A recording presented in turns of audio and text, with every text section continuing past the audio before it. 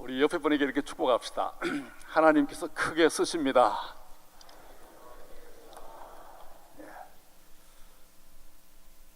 이 강남 한복판에 우리 합동측 교회가 많지 않은데 이렇게 영동중앙교회가 우뚝 서서 이렇게 하나님 앞에 오늘도 예배하고 헌신 예배로 드리는 이런 모습에 또 감사를 드리게 됩니다.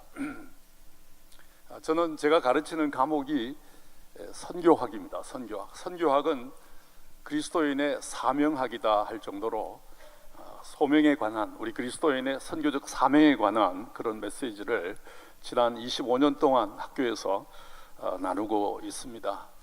오늘 짧은 시간이지만은 예레미야서에 나타난 이 말씀을 가지고 하나님께서 크게 쓰시는 우리 남전도 회원들, 우리 온 성도가 되기를 바라는 마음으로 이 자리에 섰습니다. 정말 하나님께서 우리 합동측 교회를 얼마나 사랑하시는지 요즘 저는 다른 교파 교회, 다른 신학교 교수들을 만나면서 그것을 더 느끼게 됩니다.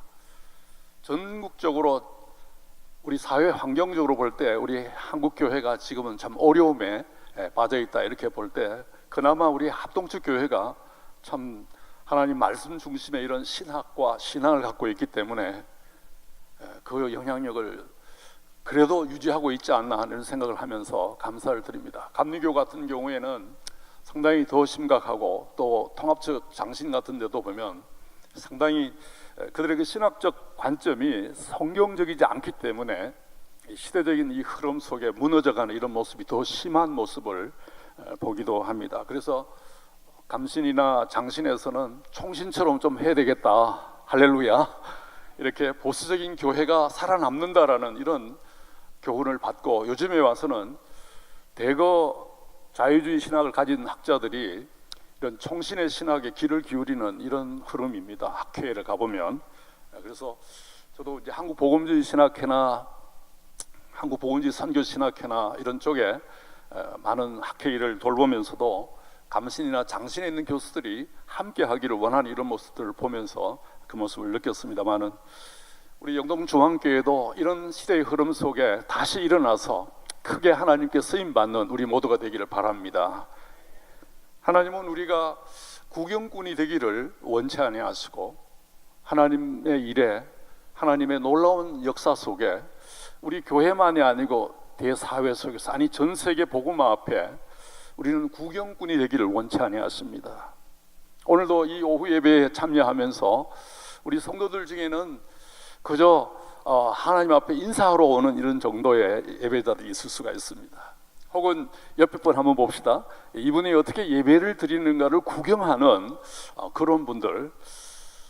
우리 또 부목사님들이나 우리 목사님들은 오늘 강사가 얼마나 설교를 잘하는가 이렇게 설교를 또 저는 설교학 교수는 아닙니다만은 그저 사명학, 선교학 이런 헌신을 위해서, 선교 현황을 위해서 연구하고 섬기고 있습니다만은 여하튼 여러분, 우리는 하나님의 이런 역사의 중심에 서서 구경꾼이 되기를 원치 아니하신 하나님 앞에 하나님의 일꾼으로서의 우리의 모습은 어떠해야 하는지를 참 돌아봐야 하겠습니다.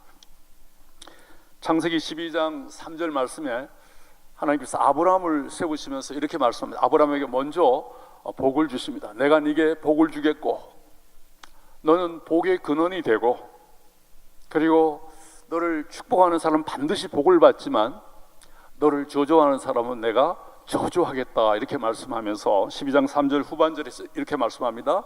한번 따라 하십시다. 땅의 모든 족속이, 옆에 분을 보면서 너로 말미암아 복을 얻으리라. 이 창세기 12장 2절과 3절 말씀에 보면 하나님께서 아브라함, 우리 믿음의 조상을 세우면서 갈라디아서 3장 7절 9절 19절 말씀에 보면 바울이 예수 그리스도 안에 있는 자는 이 아브라함의 후예가 된다, 아브라함의 복에 참여한다라고 말씀을 하면서 주님께서는 우리들을 정말 이 땅에서 복의 근원으로, 이 복의 근원이란 말이 그 전에 개역판에는 복의 근원으로 나와 있어. 그 뜻은 복의 진원지, 복의 출발점. 그리고 요즘 개역 개정판에는 너 자체가 바로 복이다 이렇게 말씀을 합니다. 우리 옆에 분에게 한번 축복합시다. 당신 우리 교회의 복덩어리입니다. 한번 합시다. 예. 하나님이 아브라함을 부르셨고 아브라함에게 축복하시고 내가 너에게 주는 이 복은 복의 출발점, 복의 증언지가 될 것이다. 이렇게 우리가 번역을 했지만 원래 원어 번역에는 너 자체가 바로 복이다. You shall be a blessing이라는 말로 아브라함을 부르고 있습니다. 그러고 나서 땅의 모든 족속이 복받기까지 우리 하나님의 사람을 하나님께서는 그 방법으로 쓰실 것이다. 이렇게 말씀을 합니다. 그래서 점에서 하나님의 방법은 하나님의 사람인 것을 말씀합니다. 우리 목사님께서 영동중앙교회 여호수아와 바울 전도회의 그 연령 분포를 보니까 72년생부터 58년생까지, 제가 59년생인데요. 그래서 제 노래가 아닌가 이렇게 생각하면서 마음속에 기도하면서 왔습니다. 학생들은 저보고 40대라고 그렇게 얘기를 하는데 저도 59년생 7, 8학번 정말 그런 어려운 때를 거쳐왔습니다만은 올 초에 벌써 환갑을 세상적으로 환갑을 했습니다만은 그렇지만 항상 설교에는 항상 초보자 같은 느낌을 항상 받습니다만은 로버트 클린턴이라는 미국 플로에서 대학원 교수로 리더십 교수로 계시는 분이 우리 인생의 6단계를 설명을 하면서 이 50대 정도 됐을 때는 언제 어떤 때냐 이렇게 20대까지를 초기의 단계, 하나님의 주권적 사역의 단계, 그리고 30대를 사역의 단계, 그리고 40대를 성숙의 단계, 그리고 50대는 이 20대, 30대, 40대의 이 인격과 지식과 경험이 융화되어 가지고 수렴 단계라 해서 가장 전성기다. 이렇게 50대부터 하나님 앞에 서는 그 시간까지가 가장 전성기다. 한번 따라합시다. 가장 전성기입니다. 그렇지만 우리 한국에서는 이제 직장을 다니다 보면 50대부터 다 은퇴를 해야 되는 가장 내려가는 이런 시기인데, 성경은 이 로버트 클린턴 박사는 성경에 나타나는 인물들과 그리고 2000년의 교회 역사 속에 사용되었던 많은 하나님의 사람들에게 타임라인을 연구를 해서 이렇게 발표를 합니다. 정말 건강하셔야 됩니다. 이제부터 시작해야 되는데 50대가 넘어가면서 60대가 되면서 힘이 빠지고 하나님께 쓰시고자 해도 힘도 없고, 그렇죠?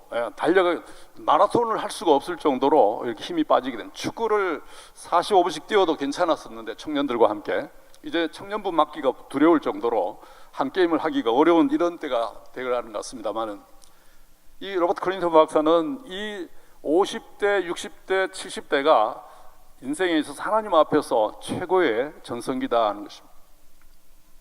하나님의 그 주권적인 역사 속에 젊을 때에 예수를 만나고 하나님의 자녀로서의 세워진 사역 속에서 20, 30, 40대를 건너면서 50대가 됐을 때는 최고의, 오늘 우리 표어대로 예수님을 닮은 사람, 예수님의 마음을 품은 사람, 할렐루야.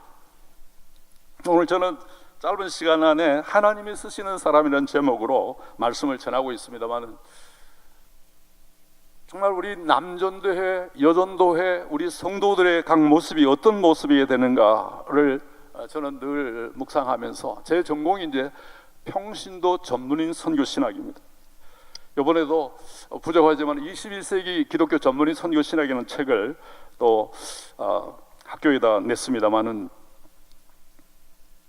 뉴욕 한복판에 리디머 처치를 개척한 이 팀 켈러 목사님은 웨스트민스터 신학교에서 교수 사역을 하시면서 정말 하비 칸 교수님처럼 그분의 그 도시 선교의 이론을 따라서 개척을 해서 정말 미국에서는 가장 건강한 교회, 가장 개혁파 교회, 이 장로교회를 세워서 지금도 아주 힘껏 사역하는 이런 모습을 보게 되면서, 우리 성도들이 이 땅에서, 이 도시 한복판에서, 이 서울 안에서 이 영동중앙교회가 어떤 모습을 가져야 하는가를 가장 잘 보여준 그런 책이 아니었나 하면서 읽어봤습니다. 팀 켈러의 일과 영성이라는 그 책이기도 합니다.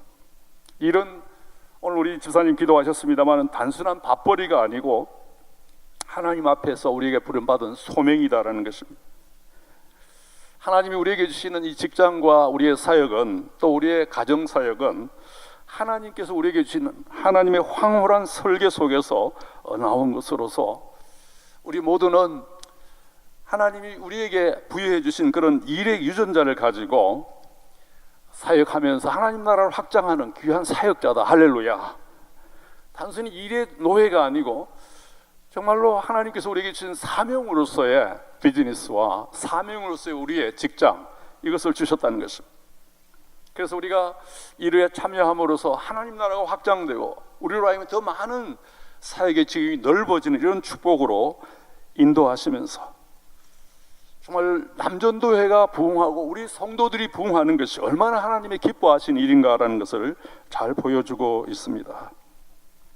잠언 31장 10절 이하에서 나오는 말씀을 보면은 잠언서의 결론은 마치 현숙한 여인을 찾아 얻는 것이 참 값진 것이다 이렇게도 표현을 하지만, 지난번 국제 비즈니스 선교 대회에서 이 잠언 31장 10절 이하의 말씀을 해석하면서 정말 그리스도인의 각자의 가정 사역이 얼마나 중요한가라는 사실을 말씀하고 있다 이렇게 봅니다. 잠언 31장 10절에 누가 현숙한 여인을 찾아왔겠네, 그 값은 진주보다 더하다라고 말씀하면서 구체적으로 14절, 18절, 27절, 30절에 정말 상인의 배와 같이, 또 자기의 장사를 잘하고 18절 말씀에 27절 자기 집안일을 잘 보살피고 게을리 얻은 음식을 먹지 않는다, 즉 근면성실해서 살아가는 이런 경건한 가정을 예를 들고 있습니다. 31장 30절에 오직 여호와를 경외하는 여자는 하면서 칭찬을 받는다라고 말씀하면서 결론이 그렇습니다. 어떻게 하면 이 가정사역에서도 우리의 비즈니스에서도 정말 하나님의 설계하신 이런 목적 속에서 참 온전한 삶을 살아갈 수 있습니다. 오늘 이 본문에 나오는 주인공 예레미야의 모습을 잠시 소개하고자 합니다. 예레미야 선지자는 눈물의 선지자였다 이렇게 우리가 알고 있습니다. 그렇지만 더 중요한 것은 모세처럼 이스라엘 백성을 정말 애굽에서 구원했던 이 모세처럼 이제 바벨론 포로기를 앞에 놓고 있는 이런 역사적인 상황 속에서 하나님의 큰 일을 부름받았던 그런 하나님의 사람이 예레미야가 되겠습니다.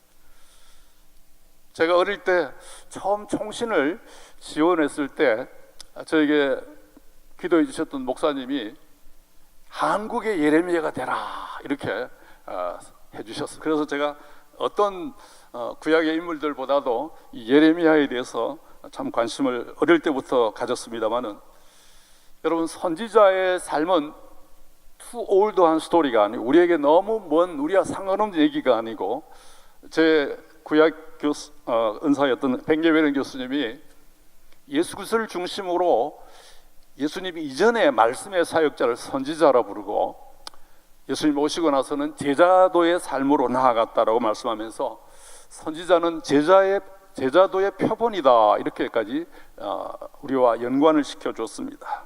한번 따라합시다. 선지자는 신약의 제자도의 표본이다.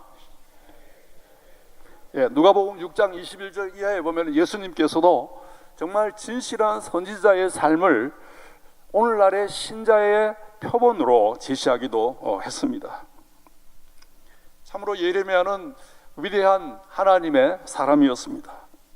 예레미야 5장 14절 말씀에 하나님께서 예레미야를 말미암아서 내가 너의 입에 있는 나의 말이 불이 되게 하겠다, 이 백성으로 나무가 되게 하겠다, 그 불이 그들을 사를 것이다 라고 예레미야 5장 14절 말씀, 예레미야 23장 29절에는 내 말이 불같지 아니하냐, 반석을 쳐서 부스러뜨리는 해머 같지 아니하냐라고 참 말씀의 사람이었습니다.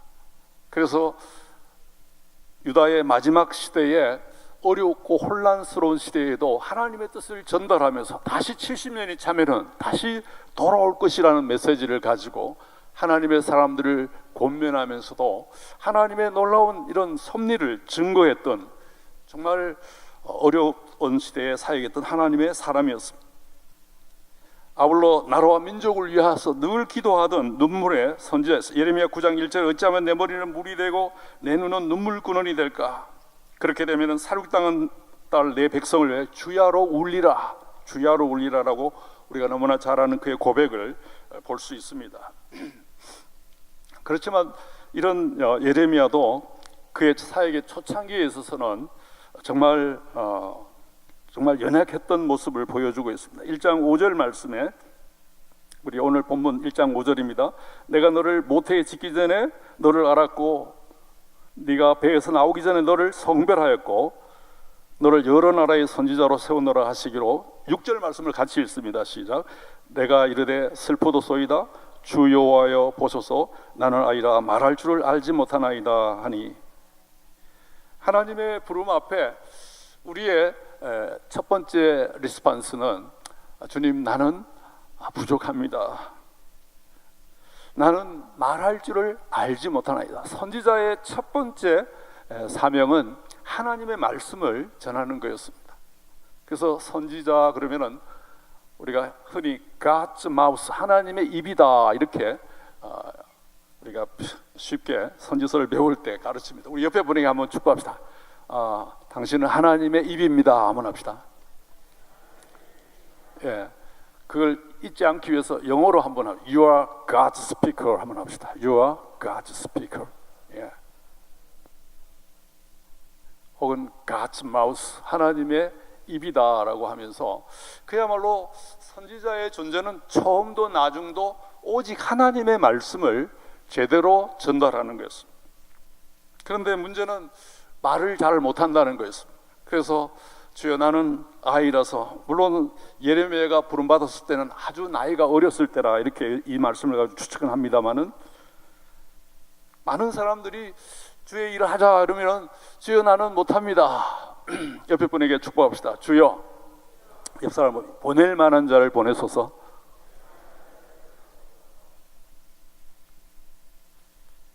헌신 예배를 가면 항상 자기는 빠지고 옆에 분만 자꾸 추천을 합니다. 보낼 만한 자를 보내소서. 제가 총신에서 오래 있으면서 저 학생으로도 있었고 이제 교수로도 있고 매 학기마다 매년마다 새로운 신입생들을 면접을 하고 뽑을 때마다 하나님께서 어떤 사람을 쓰시는가에 대해서 제 자신이 기도하고 또 씁니다만 그때마다 표정은 한번 따라합시다. 보낼 만한 자를 보내소서. 이런저런 핑계가 참 많습니다. 이 예레미야만 그런 것이 아니고 모세 또한 부름받았을 때에 출애굽기 4장 10절 말씀 보니까 오 주여 나는 본래 말을 잘하지 못하는 자니다. 나는 입이 뻣뻣하고 혀가 둔한 자입니다 라고 하면서 보낼 만한 자를 보내소서라고 참으로 이렇게 사용하는 이런 모습들을 참 많이 보게 됩니다만은 하나님은 부족한 사람을 통해서 하나님의 놀라운 역사를 일으켰던 것을 우리는 잘 알고 있습니다. 정말 하나님은 우리 하나님의 사람이 하나님의 방법입니다. 제가 78년도에 처음 총신의 신학과에 입학했을 때 제가 몇 번을 읽었던 작은 소책자가 있습니다. 그것이 최기채 목사님이 쓰신 나도 쓰임받을 수 있을까라는 소책자였습니다. 한번 따라합시다. 나도 쓰임받을 수 있을까?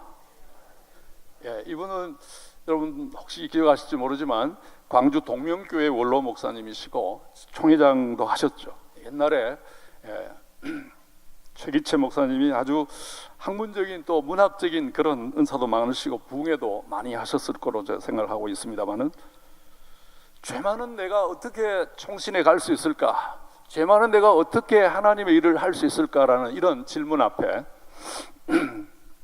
정말 하나님께서 그렇게 낮아지고 연약한 사람들을 세워서 하나님의 놀라운 역사를 감당케 하셨다는 것입니다. 사도행전 13장 22절 내가 이새의 아들 다윗을 만나니 내 마음에 합한 사람이라 내 뜻을 다 이루게 하리라. 정말 내 마음에 합한 사람이라 이렇게 말씀을 개역 성경에는 나와 있는데 요즘 번역에는 내 마음에 맞는 사람이라 이렇게 또 번역을 바꿨습니다. 요한복음 1장 47절에 보면은 나다나엘이 나옵니다. 예수님께 나왔을 때 예수님께서 나다나엘에게 하는 말이 우리 옆에 분에게 한 번 더 축복합시다. 이는 참 이스라엘 사람이라. 네, 그게 이제 개역 성경인데 요즘 개역 개정판에는 참으로 이스라엘 사람이라 이렇게 형용사가 이제 부사로 바뀌는 이런 모습을 봅니다. 참 이스라엘 사람이라 하면서 그 당시에 총신에 계셨던 우리 나다나엘 총신의 나다나엘을 박윤선 박사님으로 이렇게 우리 목사님들이나 또 선배 목사님들이 그렇게 부르기도 했습니다만은 나다나엘이 예수님께 이렇게 대답합니다. 어떻게 나를 아십니까? 그러니까 주님께서 나다나엘이 예수님께 나오기 전에 무화과나무 아래에 있을 때가 너를 보았다 이렇게 말씀합니다.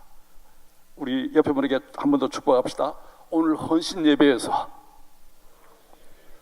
너를 보았다. 예. 주님은 정말 무화과나무 아래에 있다는 말은 주님의 말씀을 묵상하고 경건하게 예배하는 나다나엘의 모습이었습니다. 그런데 주님은 정말 나다나엘을 알고 계셨다는 것입니다.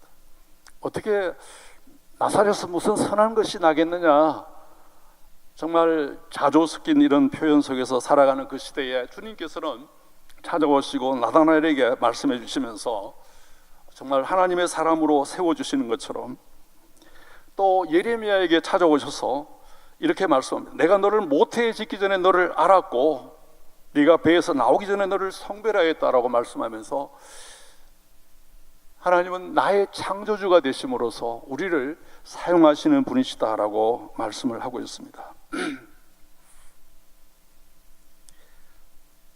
내가 너를 모태에 짓기 전에 너를 알았다. 어머니 배에서 나오기 전에 내가 너를 성별하였고 너를 여러 나라의 선지자로 세웠다라고 말씀하시면서 우리의 생각보다 하나님께서 먼저 가시는 것을 보게 됩니다. 나이가 들면서 어머님의 정말 참 소중함, 또 어머님의 고귀하심, 또 어머님이 참 귀하시다 이런 생각을 많이 하게 됩니다.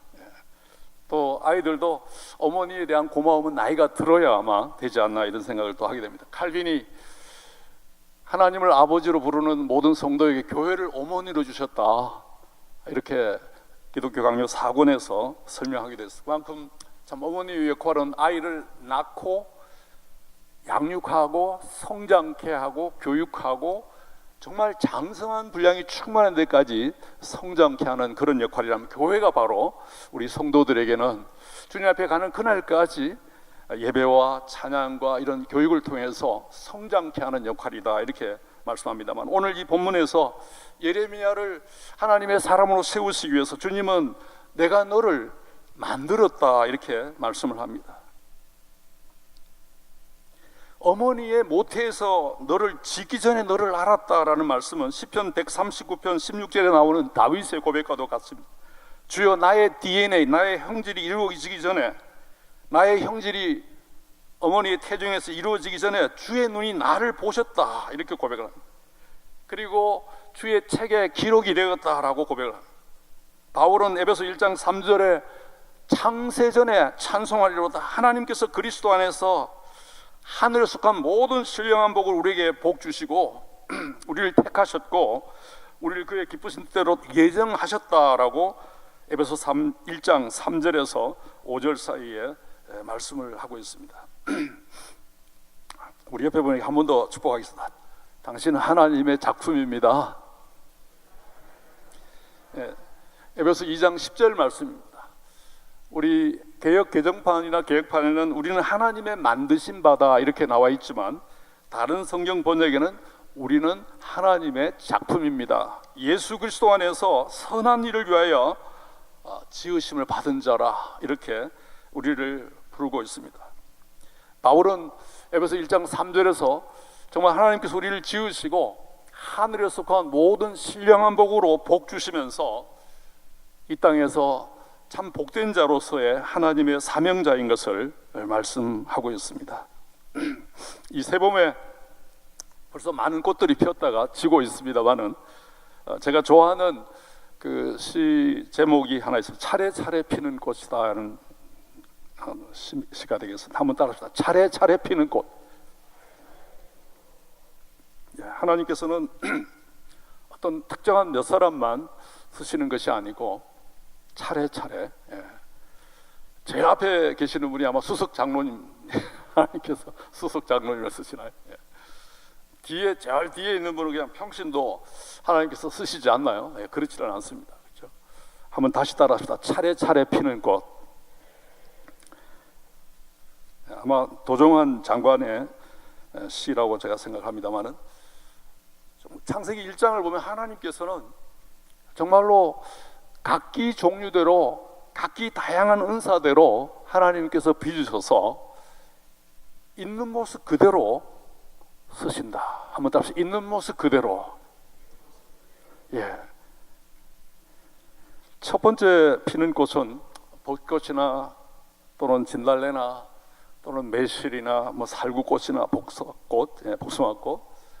이제 이 진달래가 지면은 철쭉이 또 나오게 됩니다. 그리고 5월달이 되면 이제 아카시아 꽃이 아주 진하게 저희 학교 뒷산에 많습니다만, 그리고 6월달에는 아주 짙은 그러한 또 장미가 또 이렇게 우리를 또 즐겁게 해주고, 9월달이 되면은 이 국화꽃이 또 펴서 1월달부터 12월달까지 이렇게 참 철따라 차례차례 이렇게 피는 꽃들을 바라보면서 우리 각자를 향한 하나님의 놀라운 섭리를 또 보게 됩니다. 고린도서 12장에서 하나님은 어떤 사람을 쓰시는가에 대해서 있는 모습 그대로 각기 은사대로 하나님이 우리에게 주신 직분대로 쓰신다, 이렇게 말씀합니다. 고린도서 12장 21절 22절에 우리 교회 안에 지체 중에 약하게 보이는 지체가 더욱더 교회에는 요긴하다, 이렇게 말씀합니다. 더 약하게 보이는 지체가 더 요긴하다. 눈이 손보고 너를 쓸데없다, 머리가 발도로 내가 너를 쓸데없다. 21절 말씀에 이 눈집사님이 손집사님 보고 필요 없다 그러고, 이 발집사님이 손집사님 보고 이 귀집사님이 눈집사님 보고 필요 없다, 이렇게 15절 고린도서 12장 15절 16절 21절에 보면 계속해서 이 지체들 간에 서로 간에 집사님들끼리 혹은 장로님들끼리 필요 없다, 이런 식으로 얘기를 한다는 겁니다. 근데 바울은 이렇게 말합니다. 한번 더 합시다. 눈도 필요하고 손도 필요하고 귀도 필요하고 발도 필요하다. 우리 옆에 보니까 한 번 더 축복합시다. 우리 교회에 없어서는 안 되는 아주 소중한 눈과 같고 손과 같은 꼭 필요한 분입니다. 그야말로 주의 몸된 교회 안에 하나님의 은혜로 지음받은 우리 성도 한 사람 한 사람은 이렇게 하나님의 쓰시는 귀하고 복된 존재인 것을 말씀합니다. 주님은 우리를 창조하심으로 우리를 쓰시는 것뿐만 아니라 오늘 8절 말씀과 그 이하의 말씀을 보면은 어려움과 고난 속에서도 함께 하시고 지켜주시면서 우리를 쓰실 것을 말씀합니다. 8절입니다. 너는 그들 때문에 두려워하지 말라. 내가 너와 함께하여 너를 구원할 것이다 라고 말씀합니다. 1장 18절 말씀은 읽지 않았습니다마는 보라, 내가 오늘 너를 그 온 땅과 유대 왕들과 지도자들과 제사장들과 백성 앞에서 너로 하여금 견고한 성읍 쇠기둥 노성벽이 되게 하겠다, 이렇게 말씀을 합니다.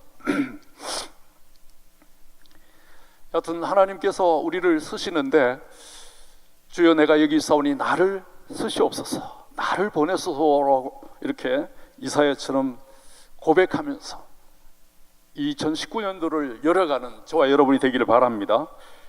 시간이 다 돼가는데 하나만 더 하고 마치도록 하겠습니다. 원래 서론만 하다 보면 시간이 다 지나갑니다.